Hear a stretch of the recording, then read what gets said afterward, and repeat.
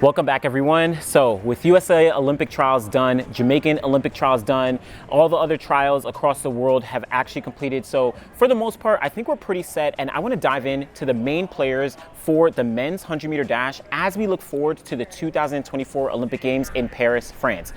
Especially after this weekend in USA and Jamaica, I mean, things got shaken up. There's some favorites that were maybe taken down. There were some other people who popped up and, are going to be some surprises. But let's just talk about the main players. And then, as we get closer to the Paris Olympics, I'll give you, of course, my predictions across the board, not only in the 100, but of course, all the other sprints, jumps, and hurdles. But looking at the landscape of the men's 100-meter dash right now, this past weekend, Kishane Thompson from Jamaica, he took the world lead running 9.77 seconds. The first time he had ever broken the 9.8 second barrier. This is the first time that any athlete had run 9.7 seconds. Of course, Ferdinand Omanyala did it earlier this year, but since 2022, when Fred Kerley had done it, I think 3 times during that season.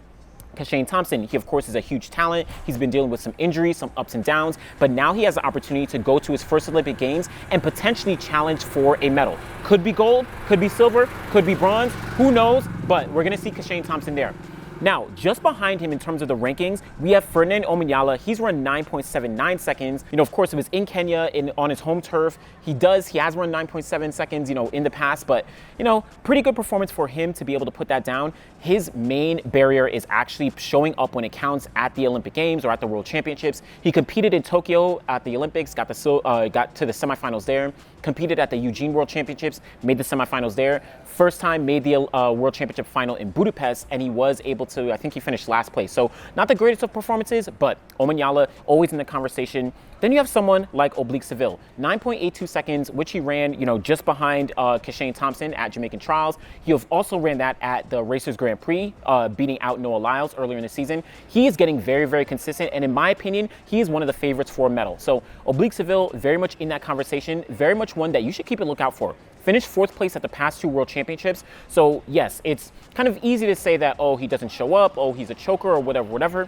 But I think that Oblique Seville has a different level of confidence and a different level of focus this year that he does not want to lose. And not only that, he wants to make sure that he is going for a gold medal, right? He doesn't want to finish 4th. He doesn't want to finish 3rd or 2nd. He wants a gold medal. So definitely keeping a lookout for Oblique Seville to see what he's going to be able to do as we look forward towards Paris.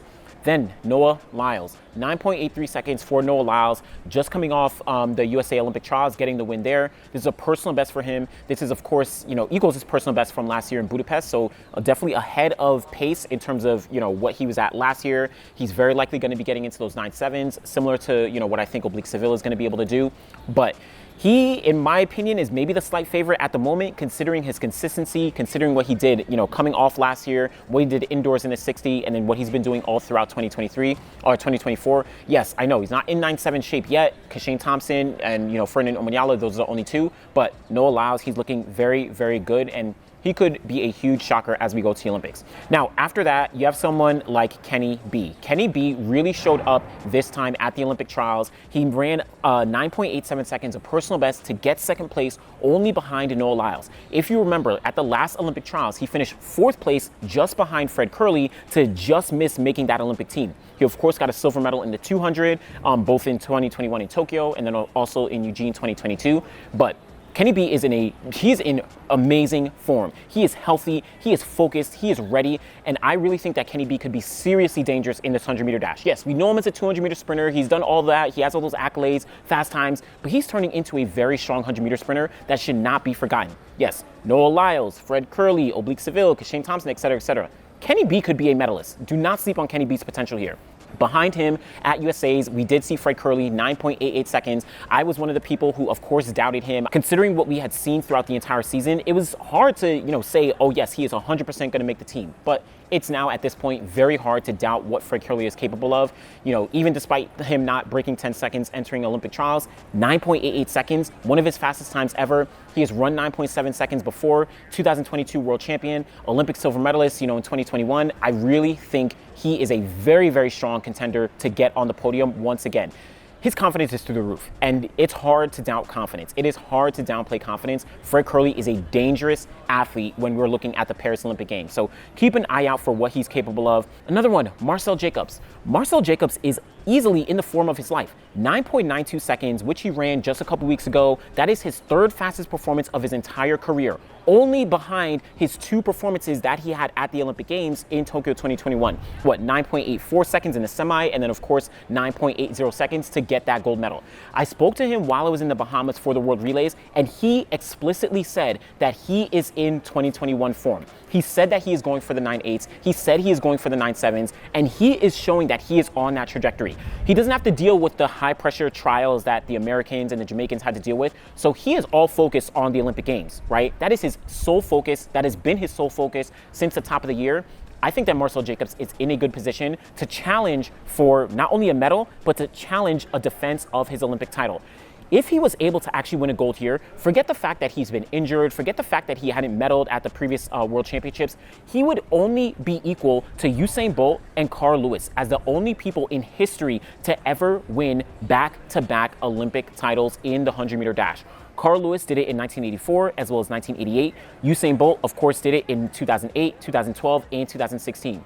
If we're going to see that Marcell Jacobs is in that same conversation, man, it's crazy. And yes, I know he hasn't run 9.8s, he hasn't run 9.7s and all that stuff, but don't doubt confidence. Don't doubt someone who has been put down or someone who has been forgotten, someone who's been criticized, someone who, people have said that he can't do it.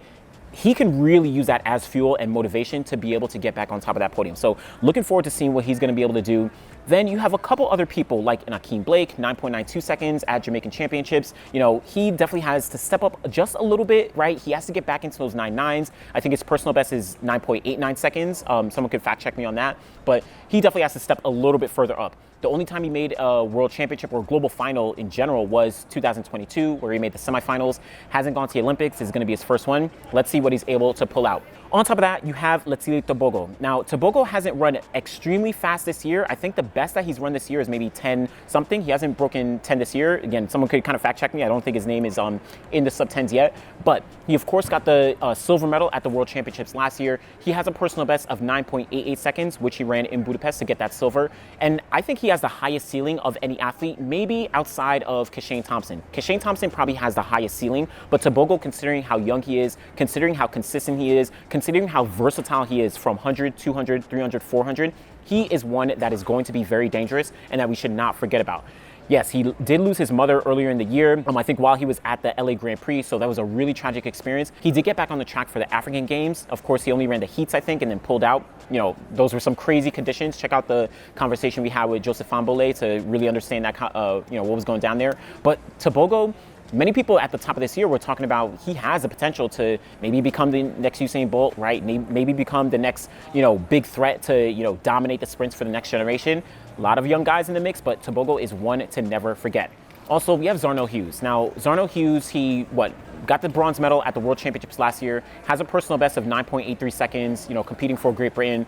Unfortunately, at the Racers Grand Prix, in that race where, we saw Oblique Seville as well as Lyles, Zharnel Hughes got injured in that race. So that, opened up a lot of questions or left a lot of questions for us in terms of what form is he going to be in. Yes, we have a couple weeks leading up to the Olympic Games, but, considering how deep the entire field is, it's going to be very, very challenging if you're not healthy, if you're not, in full form, if you're not firing on all cylinders.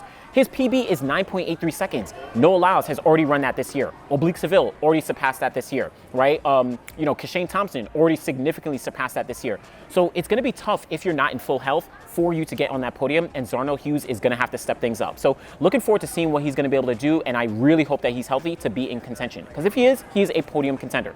Now, off of that, we have Akani Simbine. Akani Simbine, he has been probably the most consistent 100-meter sprinter over the past couple years. Now, he hasn't gotten on the podium, but he has always made the finals, always finishing 4th or 5th place at the Olympic Games, dating back to, 2016 in Rio, right? Then 2017, 2019, 21, 22, et cetera, et cetera. He has always been there, but he has always fallen just short.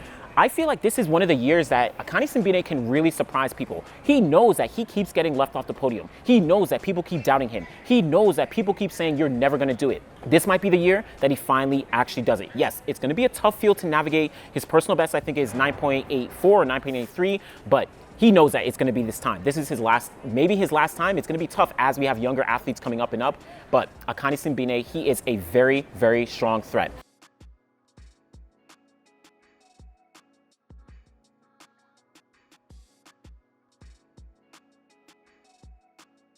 So as we look at the landscape, of course, there's a ton of other guys who I definitely might have forgotten, right? You have a lot of, Nigerians where it's Gatsam Brume, you have Fevrache, you have a couple other guys who are very much in the mix as well. But as I look at the landscape, I am, of course, looking at whether it's Noah Lyles, Fred Kerley, Kenny B, right? Or, some of the Jamaicans, Kishane Thompson, Oblique Seville, Ackeem Blake, Marcell Jacobs, Zharnel Hughes, Akani Simbine, Letsile Tebogo, right? I think all these guys are going to be fighting it out for the Olympic podium, for the top 3 spots. And I honestly still think that the event is completely wide open. I don't care if you've run 9.77 or 9.79. I don't care if you've run 9.82 or 9.83. I don't care if you're a US champion. I don't care if you're the previous world champion. I don't care if you've medaled at the Olympics. I don't care if you've, gotten top places at Diamond Leagues, right?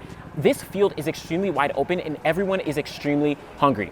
As everyone likes to say, medals are not given out in June or at the top of July. Medals are given out on the final day of the 100-meter dash at the Olympic Games in Paris. That is the only time that matters. Don't let you false start. Don't let you get a cramp. Don't let you twitch. Don't let you get sleeping in the blocks. Don't let you not execute the second half of your race, right? If you slip up, you are not going to be on that podium. You are not going to be getting that gold medal. And everyone is going to be saying, what if, or you would have done this. That's not going to happen. That doesn't matter. Right now, Marcell Jacobs is the Olympic champion. You cannot take that away from him, right? Right now, Noah Lyles is the world champion. You cannot take that away from him. Right now, Kishane Thompson, he is the world leader at 9.77. You can't take that away from him for now, right? So this is going to be competitive. I'll, of course, get my predictions as we get closer to the Olympic Games, but let me know what you think of the current landscape of the men's 100-meter dash. I'm excited to see what transpires when we get to Paris. Do you think that the Jamaicans are finally going to get on the podium for the first time since Usain Bolt in 2017? Do you think that Noah Lyles is going to carry over what he did in Budapest to get on the podium once again?